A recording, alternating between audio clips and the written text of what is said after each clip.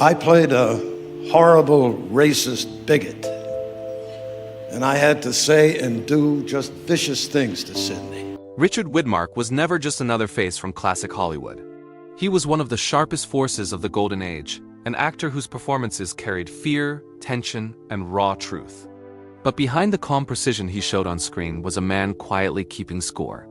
Near the end of his life, Widmark privately revealed a list of people he deeply despised, not rivals, not critics, but powerful icons he believed represented everything rotten beneath Hollywood's golden shine.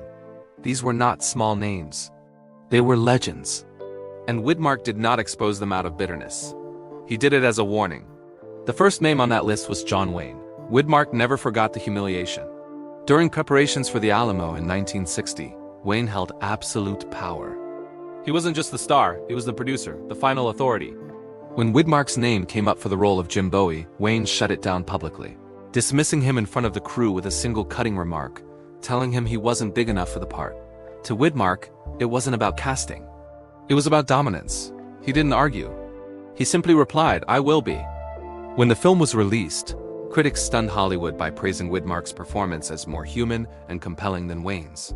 From that moment, the relationship froze. Widmark later explained that his resentment was not personal, but moral. He believed Wayne used power to silence talent rather than protect it. Next was Elia Kazan, a betrayal Widmark never forgave. In the early 1950s, fear ruled Hollywood. Careers vanished overnight, and loyalty was all artists had left. Kazan shattered that code when he testified before the House Un-American Activities Committee and named fellow artists as communists. To Widmark, that single act erased everything Kazan had ever created. He refused to speak his name again. Friends recalled Widmark saying plainly that he did not work with men who sold out other men.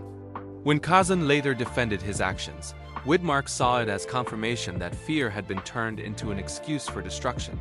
Frank Sinatra came next, not because of jealousy, but because of disrespect. During The Detective in 1968, Widmark watched Sinatra arrive late, rush rehearsals, and expect the set to bend around him. Widmark, always prepared and disciplined, saw this as cutting corners. When Sinatra asked to rush a carefully rehearsed scene, Widmark complied once and then withdrew completely. Later, he summed it up in one quiet line that spread across the set: "Charm is not commitment." Sinatra never addressed the tension, but Widmark never praised him again. Silence became his verdict. Marlon Brando was another name Widmark rejected.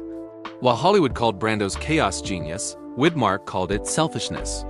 Brando refused to memorize lines, relied on cue cards, and forced entire productions to adjust around his unpredictability. Widmark believed acting was a discipline owed to everyone sharing the frame. At a private gathering, when Brando's name was praised, Widmark calmly stated that some actors needed chaos to create, but he preferred focus. There was no feud, only refusal. Widmark simply disengaged, convinced that chaos was being sold as depth. Finally, there was Kirk Douglas. Widmark saw Douglas as an actor who dominated scenes by overpowering everyone around him. Louder delivery, exaggerated emotion, constant pushing for attention. Widmark refused to compete.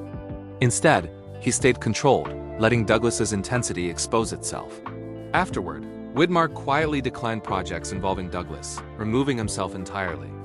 To him, overpowering others was not strength, it was insecurity rewarded by the system. So were these men villains, or products of a ruthless Hollywood that rewarded ego and cruelty? Which name on Widmark's list surprised you the most, and would this behavior survive in today's industry?